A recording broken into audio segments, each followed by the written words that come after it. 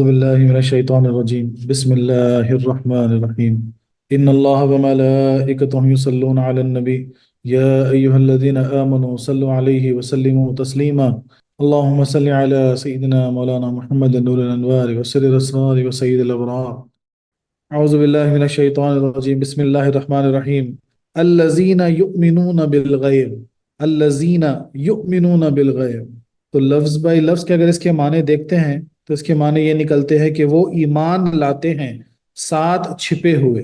Direct اس کا translation ہو اور اس کو تفسیر میں جو لکھا جاتا ہے جو پڑھا جاتا ہے کیسے پڑھا جاتا ہے، وہ جو بن دیکھے ایمان لائے، وہ جو بے دیکھے ایمان لائے یا بن دیکھے ایمان لائے.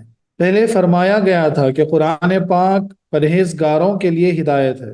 اب بتایا جا رہا ہے کہ متقی کون لوگ ہیں. تو گویا یہ آیت اس اجمال کی تفصیل ہے.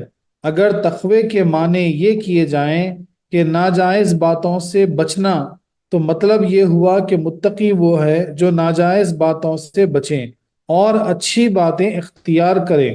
تو ان اچھی باتوں کا ذکر اس آیت میں ہوا.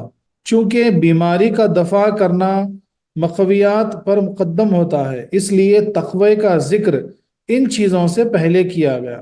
بہرحال یہ آیت یا پہلی آیت پر مرتب ہے یا اس کی تفسیر، چونکہ ایمان تمام نیکیوں کی اصل اور جڑ ہے کہ اگر ایمان قائم ہے تو نیک اعمال فائدہ دیں گے، ورنہ نہیں. اس لیے ایمان کو پہلے بیان کیا گیا اور اس کے بعد نماز وغیرہ کو. دل ایک تختی ہے اور نیک اعمال اس کے اچھے نقش اور تختی پر نقش و نگار جبھی کیے جاتے ہیں جب پہلے اسے دھو کر صاف کر لیا جائے. تو ایمان رحمت کا وہ پانی ہے جس سے قلب صاف ہو جاتا ہے، اور جب ایمان سے دل صاف ہو گیا تو اب نیک اعمال کے ذریعے اس پر عمدہ عمدہ نقش و نگار کیے جا سکتے ہیں. سبحان اللہ سبحان اللہ. تو پہلے جو تعلق ہے اس کا وہ سمجھایا جا رہا ہے کہ الذین یؤمنون بالغیب کا جو تعلق ہے کہ ہوا کیسا کہ پہلے ایمان کی بات ہوئی، تقوی کی بات ہوئی، اس کے بعد اب جب ایمان کی بات مکمل ہوئی تو اس کے بعد جو ہے نا اعمال کی بات ہو رہی ہے. تو یہاں یہ سمجھایا جا رہا ہے کہ ایمان ہے، اس کے بعد نیک عمل فائدہ پہنچائیں گے. اور اگر ایمان کی کیفیت نہیں ہے، عقیدے سے جو بھی چیز سے ایمان کی کیفیت اگر چھوٹ جائے تو پھر نیک اعمال بھی فائدہ نہیں پہنچاتے. یؤمنون ایمان سے مشتاق ہے. ایمان کے لغوی معنی ہے امن دینا. ایمان کے لغوی معنی کیا ہے؟ امن دینا. چونکہ مومن اچھے عقیدے اختیار کر کے اپنے کو ہمیشہ کے عذاب سے امن دے لیتا ہے، اس لیے اچھے عقیدوں کے اختیار کرنے کا نام ایمان ہے. یعنی ایمان کا جو ڈائریکٹ معنی ہوا ہے امن دینا. تو جب کوئی ایمان لا کے جو ہے نا اپنے آپ کو جو عذاب اللہ تبارک و تعالیٰ دینے والا ہے کافروں کو، منافقوں کو، اس عذاب سے اپنے آپ کو بچا لیتا ہے، اپنے آپ کو امن دے لیتا ہے، اس لیے اس کیفیت کو ایمان کہا گیا. یہ بھی خیال رہے کہ قرآن کریم میں مسلمانوں کو مومن کہا گیا ہے اور رب تعالیٰ کو بھی، لیکن مسلمانوں کے مومن ہونے کے یہ معنی ہے کہ وہ اپنے آپ کو عذاب سے امن دیتے ہیں، اور رب تعالیٰ کے مومن ہونے کے یہ معنی ہے کہ وہ اپنے کرم سے ایمان والے بندوں کو عذاب سے امن دیتا ہے. سبحان اللہ سبحان اللہ. تو مومن جو ہے نا وہ قرآن پاک میں مسلمانوں کو بھی کہا گیا اور اللہ تبارک و تعالیٰ کو بھی اشارہ دیا گیا مومن کی طرف. اور جب مومن ایمان کے معنی ہوئے کہ امن دینا، تو مومن جو ہے وہ اپنے آپ کو جو ہے عذاب سے بچا کر امن دے لیتا ہے. اور اللہ تبارک و تعالیٰ چونکہ مومن اچھے کام کر کے، اچھا عمل کر کے ہم کرتا ہے، تو اللہ تبارک و تعالیٰ اس کو اپنے عذاب سے امن دے دیتا ہے. اس لحاظ سے اللہ تبارک و تعالیٰ کو بھی مومن کی طرف اشارہ کیا گیا. ایمان کے دوسرے معنی مضبوط کرنے اور بھروسہ کرنے کے بھی ہیں.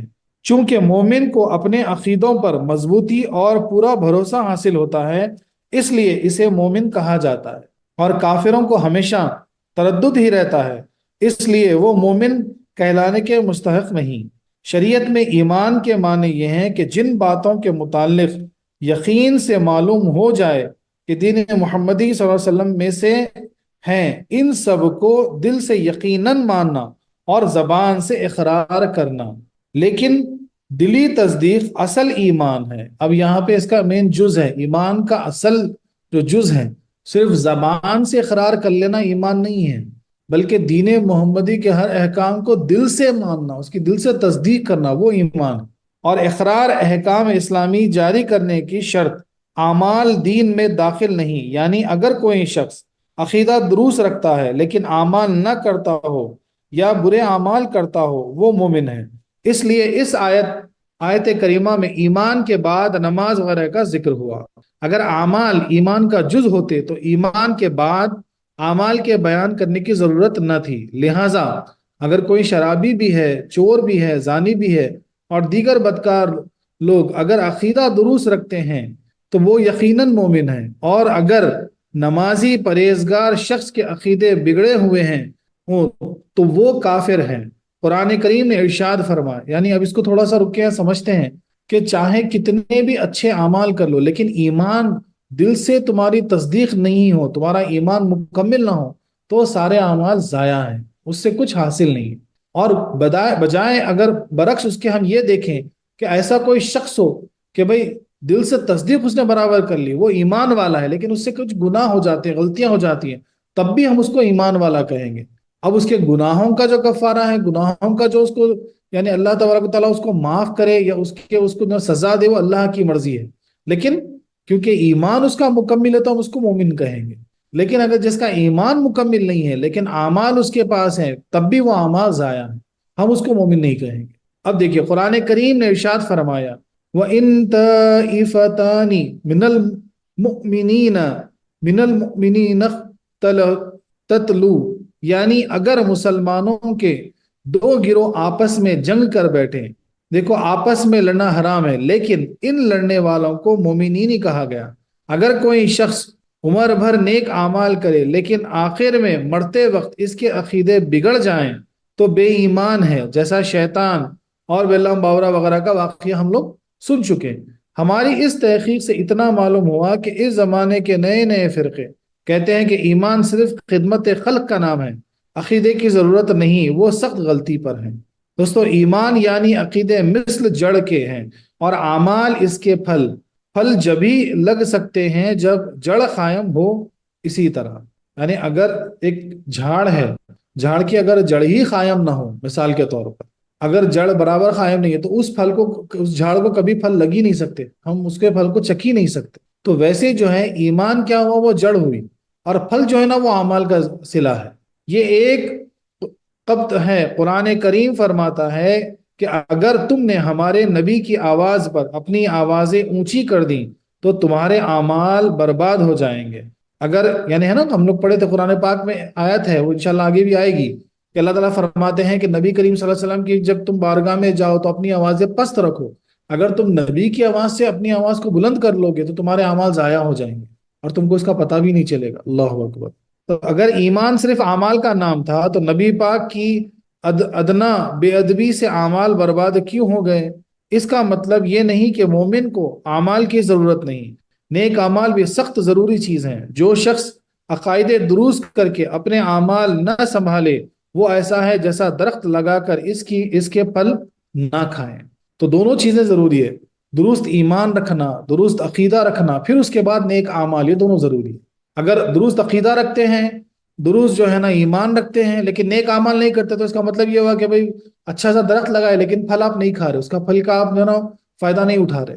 تو دونوں چیزیں ضروری ہے لیکن اصل جڑ جو ہے وہ ایمان ہے، وہ عقیدہ ہے۔ اب اسلام اور ایمان میں کیا فرق ہے اس کو سمجھتے ہیں۔ اسلام کے معنی ہیں سجدے میں رکھنا یعنی اطاعت کرنا۔ اسلام کے معنی ہیں سجدے میں رکھنا یعنی اطاعت کرنا۔ اسلام میں ظاہر کرنا معتبر ہے اور ایمان چھپی ہوئی چیز ہے۔ اسلام میں ظاہر کرنا، ہر چیز کو ظاہر کرنا وہ معتبر سمجھا گیا، اور ایمان جو ہے وہ چھپی ہوئی چیز ہے۔ اب اس کو ذرا سمجھیے اس نقطے کو۔ اگر کسی کے عقائد درست نہ ہوں لیکن وہ اپنے آپ کو مومن ظاہر کرتا ہو، جیسا منافقین، تو وہ مسلم ہو گیا، مومن نہ ہوگا۔ ایسے ہی اگر کوئی شخص ایمان لے آیا مگر اس کو اپنے ایمان ظاہر کرنے کا موقع نہ ملا تو وہ مومن ہوگا، مسلم نہ ہوگا۔ یعنی اس کو سمجھیے کہ اگر کوئی منافق بس ظاہر، جیسا نبی کریم صلی اللہ علیہ وسلم کے دور میں بھی ہوا کرتے تھے کہ اپنے آپ کو کہتے تھے کہ ہم ایمان لے آئے لیکن حقیقت میں ان کے دل میں ایمان نہیں تھا، وہ کافروں سے ملے ہوئے تھے، تو دکھنے میں تو مسلمان کہے گئے لیکن وہ مومن نہیں تھے۔ اسی طریقے سے اب اگر کوئی ایمان لے آتا ہے، دل سے تصدیق کر لیتا ہے، لیکن اس کو ظاہر کرنے کا موقع ہی نہیں ملا، تب بھی وہ مومن ہے، لیکن اس کو مسلمان نہیں کہہ سکتے، اسلام نہیں کہہ سکتے۔ جس شخص کے عقائد بھی درست، اقرار بھی کرتا ہے ہو، لیکن اعمال خراب، وہ فاسق ہے۔ اب ایک اور ایک نقطہ، کہ جس کے عقائد صحیح ہیں لیکن عمل نہیں کرتا، نماز نہیں پڑھتا مثال کے طور پر، یا کوئی گناہ، شراب پیتا، کچھ اور کرتا مثال کے طور پر، تو وہ فاسق ہو گیا۔ جس کے اعمال بھی درست، وہ متقی۔ خیال رہے کہ جاننا پہچاننا اور ہے، ماننا کچھ اور۔ حضور کو جاننے پہچاننے کا نام ایمان نہیں ہے۔ اگر کوئی نبی کریم صلی اللہ علیہ وسلم کو جانتا ہے، پہچانتا ہے نا، ان کے آپ کے بارے میں اس نے پورا پڑھ لیا، آپ کی بایوگرافی پڑھ لی، آپ کے بارے میں سب جانتا مثال کے طور پر، تب بھی وہ ایمان والا نہیں ہو سکتا۔ ماننے کا نام ایمان ہے، نبی کریم صلی اللہ علیہ وسلم کو ماننا پڑے گا تب ایماندار ہوگا، تو جاننے کا نام ایماندار نہیں ہے۔ اگر کوئی آپ کے سامنے بیٹھ کے بولتا ہے کہ بھائی فلانا واقعہ، فلانی چیز ہم سرکار کو ایسا کرتے، سرکار کے بارے میں یہ جانتے وہ جانتے، جو بھی، لیکن پھر بھی اگر وہ نہیں مانتا آپ، پھر وہ ایمان والا نہیں ہو۔ تو ماننا، جاننا پہچاننے کا نام ایمان نہیں ہے، ماننے کا نام ایمان۔ قرآن کریم فرماتا ہے یعرفونہ کما یعرفون ابناءہم، کفار مکہ حضور کو پہچانتے تھے مگر کافر ہیں کیونکہ مانتے نہ تھے۔ اللہ اکبر۔ ماننا بھی تین قسم کا ہے: محض ڈر سے ماننا، ہم کوئی چیز ڈر سے مانتے، محض لالچ سے ماننا، کوئی چیز کی لالچ ہو ہم مانتے لالچ سے، ولی محبت سے مان، دلی محبت سے ماننا۔ دو ایمان نہیں کہ منافق بھی ڈر لالچ سے مانتے تھے، محبت سے ماننا ایمان ہے، وہی یہاں مراد ہے۔ سبحان اللہ سبحان اللہ۔ یعنی ہم جو ہے نا اللہ کو صرف ڈر سے مان رہے، محبت سے نہیں مان رہے، تو ایمان والے نہیں ہوئے صاحب۔ تو صرف ڈرنا گویا ایمان کا جز نہیں ہے، یا لالچ سے کہ بھئی ہم کو جنت مل جائے، ہم کو وہ معاملہ ہو جائے، آخرت میں ہم کو اونچا مقام مل جائے، وہ بھی ایمان نہیں ہوا۔ سبحان اللہ، کیا پیارا نقطہ ہے دیکھیں۔ تو نہ ڈر کام آئے گا، نہ لالچ کام آئے گی، تو کام آئے گا کیا؟ کام آئے گا وہ دل سے محبت کام آئے گی۔ تو ماننا ہے تو دل سے محبت سے ماننا ہے۔ اللہ اکبر، سبحان اللہ سبحان اللہ۔ اب غیبن کے معنی غائب یعنی چھپی ہوئی چیز۔ اصطلاحات میں غیب وہ چیز کہلاتی ہے جو کہ ظاہر و باطنی حواس اور عقل سے چھپی ہو، یعنی آپ کے سینسز سے آپ پکڑ نہیں سکتے، اس کو دیکھ نہیں سکتے، سن نہیں سکتے، چکھ نہیں سکتے، محسوس نہیں کر سکتے مثال کے طور پر۔ تو حواس سے چھپی ہوئی ہو اور باطن سے چھپی ہوئی چیز ہو، اس کو ہم غیب کہیں گے۔ یعنی نہ تو آنکھ، ناک، کان وغیرہ سے معلوم ہو سکے، اور نہ غور و فکر سے عقل میں آ سکے، یعنی آپ کی عقل بھی وہاں تک نہیں پہنچ سکے۔ غیب دو طرح کا ہے: ایک وہ جس پر کوئی دلیل بھی قائم نہ ہو، جیسے کسی کی موت کا وقت، قیامت کے آنے کی تاریخ، پیٹ کے بچے کی تحقیق، کہ یہ چیزیں دلائل سے بھی نہیں معلوم ہو سکتی۔ اسی کا نام ہے مفاتح الغیب۔ اسی کے متعلق قرآن کریم میں فرمایا گیا ہے انہ مفاتح الغیب، یعنی غیب کی کنجیاں اللہ ہی کے پاس ہے، اسے کوئی بھی اپنے آپ معلوم نہیں کر سکتا۔ جس کو رب بتائے، جیسے انبیاء کرام کو اور خالص اولیاء اللہ کو اس تک پہنچ سکتے ہیں۔ یہ پہلا غیب ہوا جس کو ہم کہیں گے مفتاح الغیب، قرآن کا کا، یعنی جس کی چابی صرف اللہ کے پاس ہے۔ ایسا غیب جو نہ ہم دیکھ سکتے، نہ سن سکتے، نہ اس کو محسوس کر سکتے، نہ چکھ سکتے، نہ ہماری عقل و گمان میں وہ چیز آ سکتی۔ تو ایک طرح کا غیب یہ ہوا۔ دوسرا وہ غیب جس پر دلیل قائم ہو، یعنی دلائل سے اس کا پتہ لگ جائے، جیسے حق تعالیٰ کی ذات اور اس کی صفات، انبیاء کی نبوت اور ان کے متعلق احکام وغیرہ۔ یہ غیب وہ ہیں کہ غور و فکر سے معلوم ہو جاتا ہے، رب کو ہم نے نہ دیکھا لیکن دنیا کا ذرہ ذرہ اس کے ہونے کا پتہ دے رہا ہے۔ یہاں غیب سے یہی مراد ہے۔ تو دوسرا غیب کیا ہوا؟ جس کی ہم یعنی سمجھ سکتے، جس کو یعنی ہماری فکر سے، ہماری عقل سے ہم اس کو سمجھ سکتے، اس کو جان سکتے، وہ دوسرا غیب ہوا۔ جیسا اللہ کی صفات، یعنی اللہ رحم کرنے والا ہے، اللہ بچانے والا ہے، یہ تو ہم کئی بار دیکھ لیتے ہیں۔ بولے اگر ذرا ہوتا تو گر جاتا، بولے بچ گیا، کوئی آ کے اس کو بچا لیا مثال کے طور پہ۔ عین وقت پہ جو ہے نا پھسل گیا، نہیں تو جو ہے نا کچلا جاتا مثال کے طور پہ۔ ایسے کئی بار ایسا ہو جاتا، تو ہم کہتے کہ اللہ بچانے والا تھا، اللہ نے بچا لیا مثال کے طور پہ۔ ویسے ہی جو ہے نا کسی پہ رحم، بولے اللہ رحمان ہے، وہ رحم کرنے والا ہے۔ بولے کوئی شدت سے بیمار ہے، اس پہ رحم آ گیا، اس کو شفا ہو گئی۔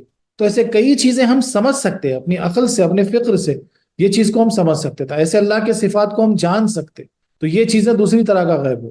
ایک غیب وہ ہے جس پہ نہ ہم سمجھ سکتے نہ دلیل قائم کر سکتے، اور ایک غیب وہ ہے جس پہ ہم دلیل قائم کر سکتے، جیسا کہ بھائی پورا نظام قدرت کا ہے، یہ اللہ چلا رہا ہے، اس کو ہم سمجھ سکتے اپنی فکر و ذہن سے، جو ہے نا ہم اس کو دلیل لگا سکتے. تو یہ دوسری طرح کا غیب ہو.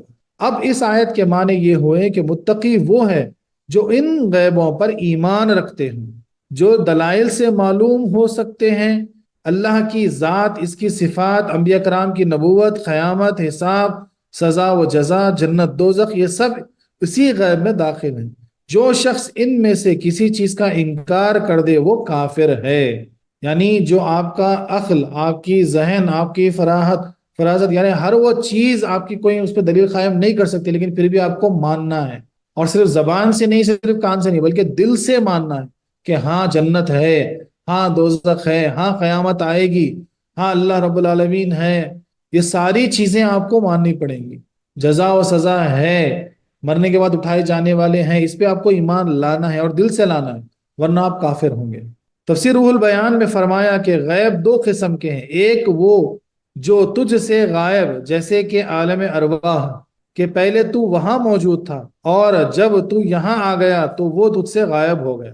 ایک اور ایک مثال کہ عالم ارواح جہاں ہم پہلے تھے، اس دنیا میں آئے تو وہ ہم سے غائب ہو گیا.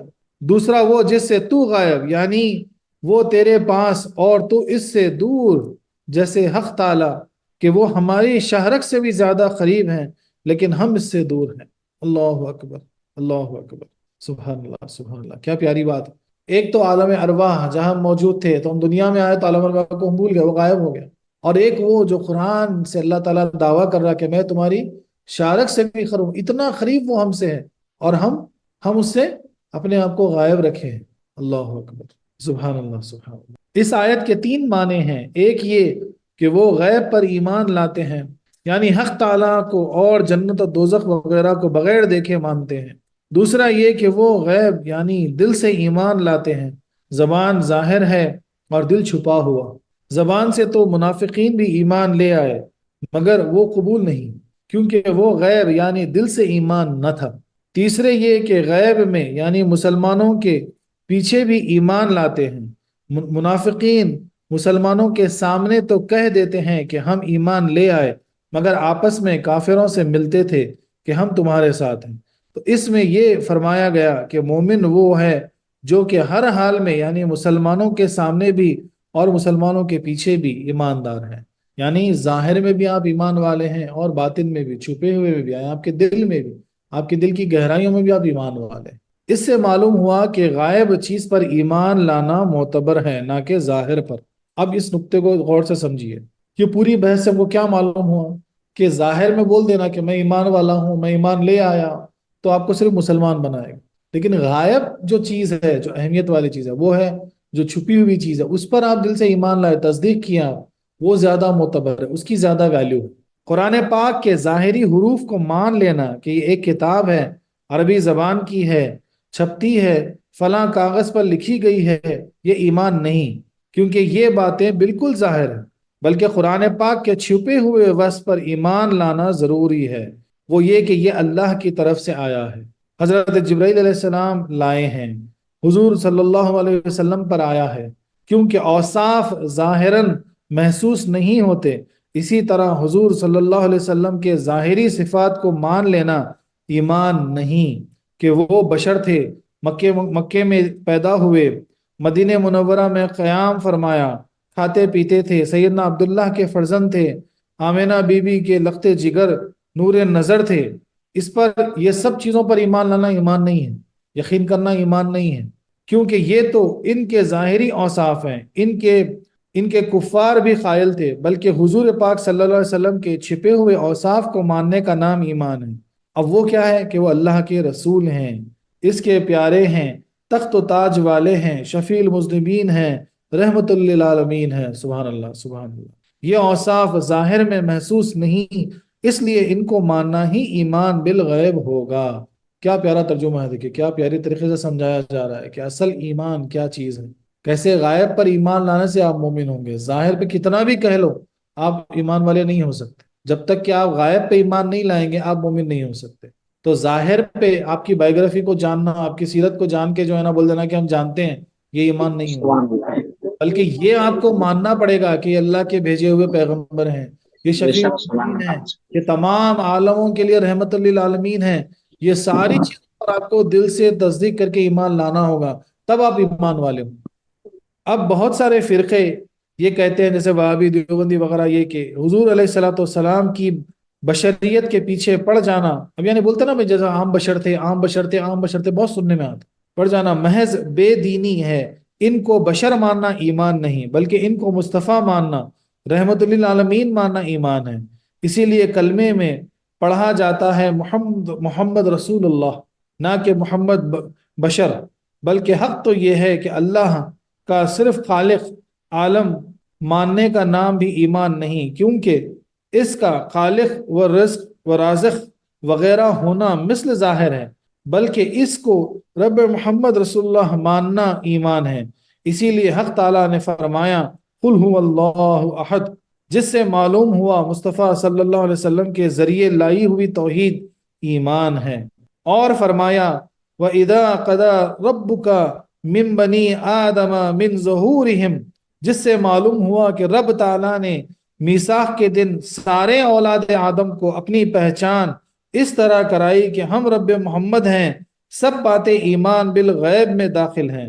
رب نے اپنی مخلوقات میں غیب و شہادت رکھے ہیں، ہمارا بدن شہادت ہے، قلب و روح غیب، درخت اور اس کے سبز شہادت ہیں، سبزہ اس کا شہادت ہیں، جڑ اور درخت کا وہ رس جس کے سوکھ جانے سے درخت خشک ہو جاتا ہے، یہ غیب ہے۔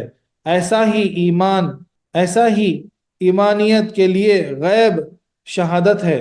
ابلیس نے آدم علیہ الصلوۃ والسلام کا ظاہری شہادت کی چیزیں دیکھیں، یعنی ان کا جسم اور جسم کی ساخت، مگر ان کے اندرونی وصف خلفائیہ الہیہ نہ دیکھا جو غیب تھی، اس لیے مارا گیا۔ اب بھی جن کے نظر حضور علیہ الصلوۃ والسلام کی بشریت پر ہیں، وہ ابلیس کی طرح بدنصیب ہیں۔ اس لیے یہاں ارشاد ہوا یؤمنون بالغیب، قرآن کے ظاہری الفاظ شہادت ہیں، اس کا کلام الہی ہونا غیب۔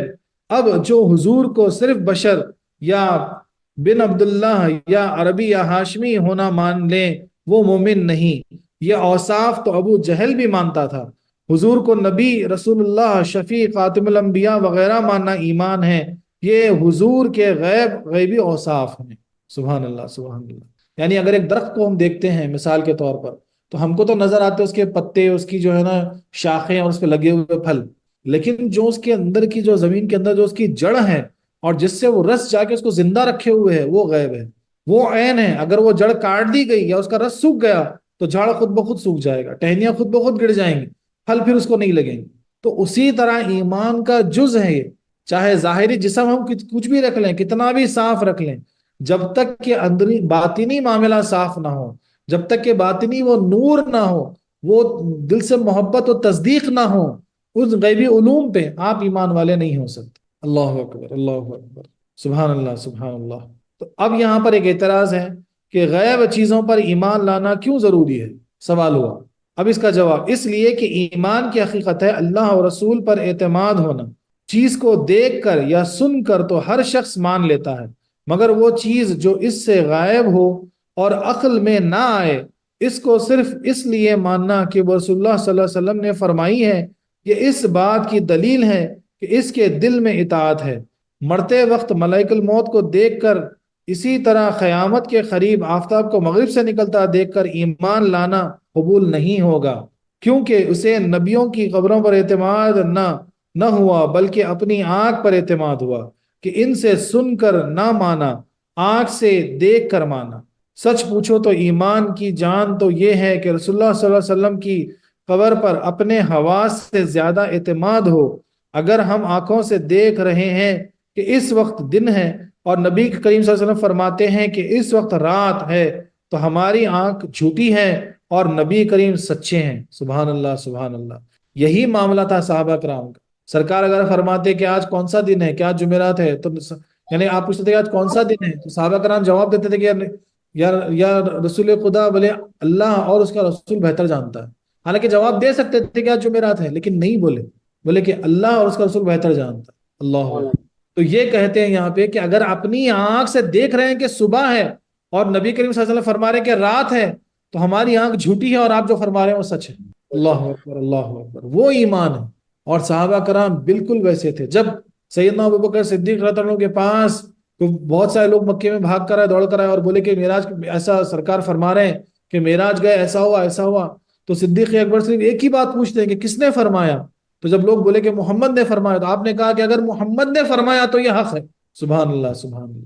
وہاں کوئی آپ نے عقل نہیں لگائی، کوئی دلیل آپ نے نہیں پوچھا، بس بولا کہ حق ہے، بس حق ہے۔ سبحان اللہ، سبحان اللہ۔ تو یہ ایمان ہے۔ اللہ اکبر۔ کیونکہ ہماری آنکھ ہزار دفعے غلطیاں کر جاتی ہیں مگر ان کا فرمان کر۔ اب پھر ایک اعتراض ہوا، اس آیت سے لازم آتا ہے کہ صحابہ کرام کا ایمان معاذ اللہ درست نہ ہو، کیونکہ نبی کریم کو دیکھ کر ایمان لائے، حالانکہ ایمان بالغیب چاہیے۔ اب دیکھو یہاں سوال ہوتا کہ بھئی جب آپ یہ بول رہے ہیں تو پھر صحابہ کرام کا ایمان کیسے درست ہوا؟ وہ تو نبی کریم صلی اللہ علیہ وسلم کو دیکھ کے ایمان لائے، وہ غیب میں ایمان نہیں لائے، تو پھر یہ کیسا؟ اب اس کا جواب یہ ہے کہ صحابہ کرام رضی اللہ تعالیٰ علیہم اجمعین نبی کریم صلی اللہ علیہ وسلم کے ظاہری جسم پاک کی زیارت کی اور اس پر ایمان نہیں، ایمان تو ان کی نبوت اور چھپے ہوئے اوصاف پر ہے، اور یہ چیزیں ان کی نگاہوں سے بھی غیب تھیں۔ معجزات کو دیکھنے سے نبوت نہیں محسوس ہوتی، جیسا کہ مخلوق کو دیکھنے سے خالق محسوس نہیں ہوتا۔ یعنی صحابہ کرام جب ایمان لائے تو بے شک نبی کریم صلی اللہ علیہ وسلم کو ظاہری آپ لوگوں نے دیکھا، آپ کی صحبت آپ لوگوں نے اختیار کی، لیکن کسی صحابی نے جبرائیل کو نہیں دیکھا، جبرائیل علیہ السلام کو جو نا وحی لاتے ہوئے نہیں دیکھے۔ جیسا نبی کریم صلی اللہ علیہ وسلم فرما دیتے ہیں کہ یہ وحی ہے، جبرائیل علیہ السلام یہ وحی لے کر آئے، تو سب نے کہا یہ قرآن ہے، سیدھے ایمان لائے۔ حالانکہ وہ غیبی تھا لیکن سب نے مان لیا، دل سے مانے کہ بے شک یہ وحی ہے، یہ اللہ کی طرف سے آئی ہے۔ تو ایسے بہت ساری چیزیں وہ غیب سے ایمان لائے، سرکار کی بات پر ایمان لائے، دل سے ایمان لائے، اس لیے وہ ایمان والے ہوئے۔ اور ایک چیز کیسا ہے کہ تمام انسانوں کو دیکھ کے کہ اللہ تبارک و تعالیٰ کا اندازہ لگایا جا سکتا؟ مخلوق کو دیکھ کے کہ خالق کا اندازہ لگایا جا سکتا؟ نہیں لگایا جا سکتا۔ مخلوق چاہے کتنی بھی ظاہر ہو جائے، خالق تو چھپا ہوا ہی رہے گا، غیب میں ہی رہے گا، اس کا اندازہ اس کا ہم ذہن اس گمان میں نہیں لگا سکتے۔ اللہ اکبر۔ پھر ایک اعتراض ہے، پھر چاہیے کہ نبی کریم صلی اللہ علیہ وسلم کو مومن نہ کہا جائے معاذ اللہ، اس لیے کہ ان کے لیے ایمان کی کوئی چیز غیب نہیں، کیونکہ اللہ پاک کو انہوں نے دیکھا، فرشتوں کو انہوں نے ملاحظہ فرمایا، قرآن کریم کو انہوں نے اترتے ہوئے دیکھا، جنت و دوزخ کی انہوں نے سیر فرمائی، نبوت کو خود ان کا اپنا وصف ہے جس کا انہیں علم حضوری ہے۔ جب ان کے لیے ان میں سے کوئی چیز غیب نہ رہی تو ان کے ایمان کی کیا سبیل ہے؟ یہ ایک سوال ہوا۔ دیکھو اب اس کا جواب سنیے۔ یہ سب گفتگو مومنوں کے متعلق تھی، وہ تو عین ایمان ہیں، ان کے جاننے پہچاننے کا نام ہی ایمان ہے۔ سب مومن وہ ایمان، سب عارف وہ عرفان، سب صادق وہ سراپا صدق، سب عالم وہ عین علم، سب قصدہ قاصد وہ منزل مقصود، سب طالب وہ مطلوب، وہ سب کی انتہا، انہیں اپنے پر کیوں قیاس کرتے ہو؟ ان کو مومن اس طرح کہہ دیتے ہیں جس طرح اللہ کو بھی مومن کہتے ہیں، کہ لفظ مومن ایک ہے مگر معنی میں بہت فرق۔ صلی اللہ تعالیٰ علیہ وآلہ وصحبہ بارک وسلم۔ سبحان اللہ، سبحان اللہ۔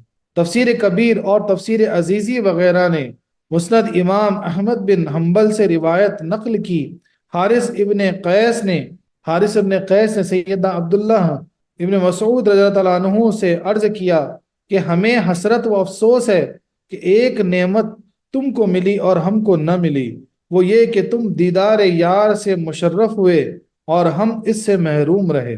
کیا فرماتے ہیں کہ ہم کو حسرت ہے، یعنی ہم کو ایمان تو مل گیا لیکن ہم نا دیدار یار سے محروم رہے، اور آپ کو دیدار نصیب ہوا کیونکہ صحابی تھے نا آپ، بولے آپ کو دیدار نصیب ہوا جو ہم کو نصیب نہیں ہوا۔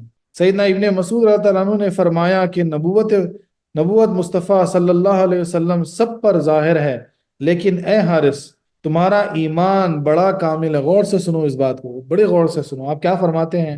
اے حارث جو تابعی ہیں، بولے تمہارا ایمان بڑا کامل ہے کیونکہ ہم نے انہیں دیکھ کر ایمان لائے اور تم نے بغیر دیکھے۔ اللہ اکبر، اللہ اکبر۔ کیا فرماتے ہیں؟ بولے میرے ایمان سے ہی بڑا تمہارا ایمان ہے۔ کیوں معلوم ہے؟ بولے ہم نے تو دیکھ کے ایمان لائے، بولے تم تو بن دیکھے ایمان لا رہے۔ اللہ اکبر، اللہ اکبر۔ ایک دفعہ کا واقعہ ہے کہ جمعے کا خطبہ چل رہا تھا ایک مسجد میں، تو وہاں نماز پڑھنے میں گیا تھا، تو وہاں پہ امام صاحب جو خطبہ دے رہے تھے، جو بیان فرما رہے تھے، تو انہوں نے ایک حدیث شریف پیش کی کہ نبی کریم صلی اللہ علیہ وسلم فرماتے ہیں کہ بولے تم لوگ تو میرے صحابی ہو، لیکن جو ہے نا میں بہت فکر مند ہوں میرے بھائیوں کے لیے۔ تو صحابہ کرام بولنے لگے یا رسول اللہ صلی اللہ علیہ وسلم، بولے آپ کے بھائی؟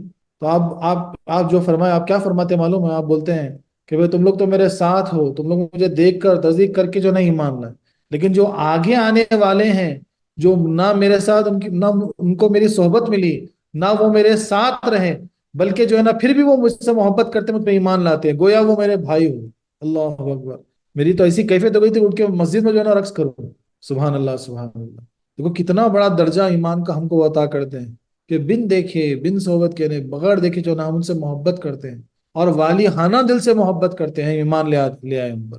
یہ ہماری خوش نصیبی ہے۔ تو یہ ایمان کا درجہ بہت بلند ہوتا ہے۔ سبحان اللہ، سبحان اللہ! اور یہی آیت پڑھی تفسیر عزیزی میں ابو داؤد طیالسی سے روایت ہے کہ ایک شخص سیدنا عبداللہ ابن عمر کے پاس حاضر ہوا اور عرض کیا کہ کیا تم نے مصطفیٰ صلی اللہ علیہ وسلم کو اپنی ان آنکھوں سے دیکھا ہے؟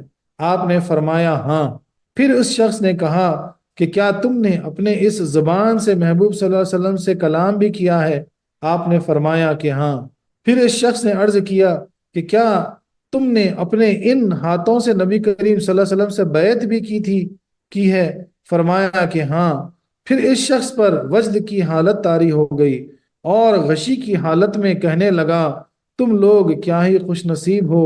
سیدنا عبداللہ ابن عمر نے اس کا حال دیکھ کر فرمایا کہ میں تجھے ایک حدیث پاک سناتا ہوں، وہ یہ کہ میں نے مصطفیٰ صلی اللہ علیہ وسلم کو فرماتے سنا کہ مبارک ہے وہ شخص جو مجھے دیکھ کر ایمان لائے، اور بڑا مبارک ہے وہ شخص، اللہ اکبر! کیا یہ خوش نصیبی ہے ہماری! دیکھیں کیا فرماتے ہیں، الحمدللہ! فرماتے ہیں کہ مبارک ہے وہ شخص جو مجھے دیکھ کر ایمان لائے، اور بڑا مبارک ہے وہ شخص جو بغیر دیکھے مجھ پر ایمان لائے۔ اللہ اکبر، اللہ اکبر! آپ فرماتے ہیں مبارک ہے وہ شخص جو مجھے دیکھ کر ایمان لائے، اور بڑا مبارک ہے وہ شخص جو بغیر دیکھے مجھ پر ایمان لائے۔ ان حدیثوں سے ہمارے اس کلام کی پوری تائید ہو گئی۔ اب یہاں پر ایک اور اعتراض ہے۔ روایت سے ثابت ہے کہ بعض اولیاء اللہ اور صحابہ کرام پر سارے غیب ظاہر ہو جاتے ہیں، جیسے حضرت زید رضی اللہ تعالیٰ عنہ نے حضور علیہ الصلوۃ والسلام سے عرض کیا کہ جنت و دوزخ کے سارے طبقے میرے سامنے ہیں، یا کہ حضور غوث پاک رضی اللہ عنہ فرماتے ہیں کہ میں نے اللہ کے سارے شہروں کو اس طرح دیکھا ہے جیسا کہ چند رائی کے دانے۔ تو ان حضرات کو غیب پر ایمان حاصل نہ ہوا، کیونکہ جب کوئی چیز ان کے لیے غیب رہی ہی نہیں تو غیب پر ایمان کیسا؟ اس کا جواب ایک تو یہ ہے کہ دیکھ کر ایمان لانا اور ایک ہے، اور ایمان لا کر دیکھنا کچھ اور۔ دیکھ کر ایمان لانا معتبر نہیں۔ یہ حضرات غائب چیزوں پر ایمان لائے تھے، بعد میں نور ایمانی کی زیادتی کی وجہ سے وہ غائب چیزیں ان پر ظاہر ہو گئی، لہٰذا ان کو ایمان بالغیب اعلیٰ درجے کا حاصل ہوا۔ اس کی تائید حضرت ابراہیم علیہ السلام کے اس واقعے سے ہوتی ہے کہ انہوں نے بارگاہ الہی میں عرض کیا کہ مجھے دکھا دے کہ تم مردوں کو کس طرح زندہ کرے گا۔ ارشاد ہوا کہ اولم تؤمن، کیا تم ان پر ایمان نہیں لائے ہو؟ عرض کیا کہ ہاں، لیکن دل کو اطمینان چاہتا ہوں تو دیکھوں کہ ان کو ایمان پہلے حاصل ہو چکا ہے، بعد میں انکشاف۔ یعنی اس کا جواب یہ ہے کہ پہلے تو غیب پر ایمان لائے، ہاں، لیکن نور ایمانی ان پہ ایسا چمکا کہ پھر جو ہے نا ان کو ہر وہ چیز غیب سے اللہ تبارک و تعالیٰ نے ان کو دکھا دی۔ سبحان اللہ، سبحان اللہ! تو پہلے غیب پر ایمان بے شک لے آئے، اور بعد میں اللہ تبارک و تعالیٰ نے اس نور کے چمکنے سے، اس ایمان کی انتہا کی وجہ سے جو ہے نا اللہ تعالیٰ ان کو غیب بھی دکھا دیا، ان کے سامنے غیب غیب نہ رہا۔ اس آیت سے معلوم ہوا کہ علم غیب کے بغیر ایمان حاصل نہیں ہوتا، کیونکہ ایمان یقین کا نام ہے، اور یقین علم کا انتہا درجہ ہے۔ جب کسی کو غیب کا علم نہ ہو تو یقین کیسے ہوگا؟ ہم قیامت، دوزخ، جنت، رب کی ذات و صفات کو جانتے ہیں، تبھی اس پر ایمان لاتے ہیں، اور یہ سب چیزیں غیب ہیں، اور ان کا جاننا علم الغیب۔ تفسیر کبیر نے اسی جگہ لکھا کہ ہر مسلمان کہہ سکتا ہے کہ میں غیب جانتا ہوں، لیکن علم الغیب کی دو صورتیں ہیں، ایک سن کر جاننا، دوسرا دیکھ کر۔ سن کر جاننے کو علم بالغیب کہتے ہیں، جیسے ہم کو قیامت وغیرہ چھپی چیزوں کا علم نبی پاک صلی اللہ علیہ وسلم کے فرمانے سے ہوا۔ اور دیکھ کر جاننے کا علم الغیب کہتے ہیں، جیسا کہ انبیاء کرام اولیاء اللہ کا علم۔ اسی لیے صوفیاء کرام اس آیت کریمہ کے معنی یہ فرماتے ہیں کہ متقی وہ ہے جو ایمان لاتے ہیں اس نور غیبی سے جو رب تعالیٰ کی طرف سے ان کو ملا، اور اس کی تائید یہ حدیث پاک کرتی ہے کہ مومن نور الہی سے دیکھتا ہے۔ تفسیر روح بیان اسی مقام پہ لکھا گیا ہے۔ سبحان اللہ، سبحان اللہ۔ وآخر دعوانا أن الحمد لله رب العالمين.